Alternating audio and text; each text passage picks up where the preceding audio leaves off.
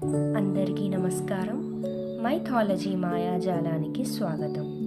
ఈరోజు మనం సుబ్రహ్మణ్య షష్ఠి ప్రాముఖ్యత గురించి తెలుసుకుందాం.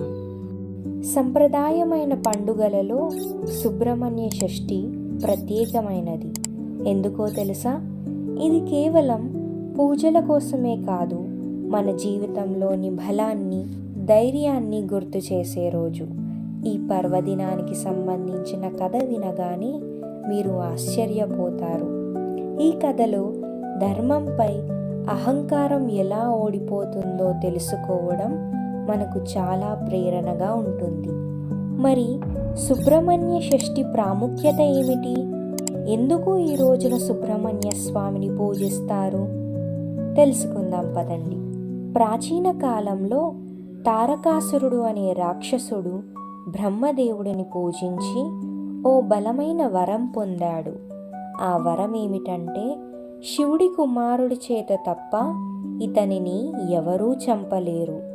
ఈ వరాన్ని పొందిన వెంటనే తారకాసురుడు లోకాలను ఆక్రమించి దేవతలను కూడా దాస్యానికి గురిచేశాడు. దేవతలు, మానవులు, ఋషులు అందరూ అతని అరాచకాలు తట్టుకోలేక శివుడి వద్ద శరణు కోరారు.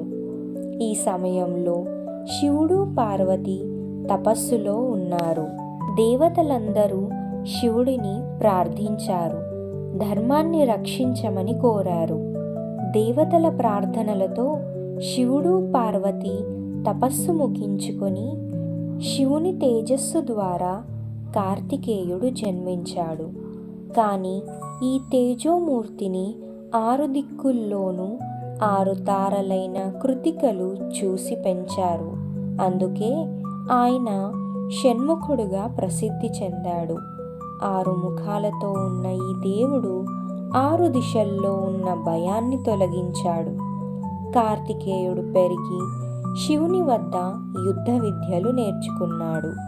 శివుడు తన కుమారుడికి వెల్ అనే శక్తివంతమైన ఆయుధాన్ని ప్రసాదించాడు. ఈ ఆయుధం కార్తికేయుని శక్తికి చిహ్నం. దేవతల సైన్యానికి నాయకత్వం వహిస్తూ కార్తికేయుడు తారకాసురునిపై యుద్ధానికి సిద్ధమయ్యాడు. 6 రోజుల పాటు ఆ యుద్ధం జరిగిన తీరు ఆకాశానికి తాకింది. ప్రతి దశలో తారకాసురుడు కొత్త కొత్త మాయలను ప్రదర్శించాడు. కానీ కార్తికేయుడు తన వెల్తో అన్ని మాయలను చెరిపి చివరికి తారకాసురుని సంహరించాడు. ఈ విజయంతో ధర్మం తిరిగి పునరుద్ధరించబడింది. ఈరోజు ధర్మంపై దుష్ట కార్యాలు ఓడిపోయిన రోజు. సుబ్రహ్మణ్య స్వామి శౌర్యానికి గుర్తుగా సుబ్రహ్మణ్య షష్ఠి పండగ జరుపుకుంటారు. ఈ రోజున పూజించడం ద్వారా సర్పదోషం తొలగుతుందని నమ్మకం. జీవితంలోని అడ్డంకులు తొలగి విజయాన్ని సాధించడానికి ఈ రోజున స్వామిని ప్రార్థిస్తారు. ఈ కథ మనకు ఒక గొప్ప సందేశాన్ని అందిస్తుంది.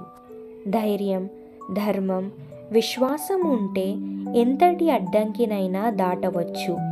జీవితంలో ఎలాంటి సమస్యలు వచ్చినా సుబ్రహ్మణ్య స్వామి ధైర్యంతో ముందుకు సాగాలని మనకు నేర్పుతారు.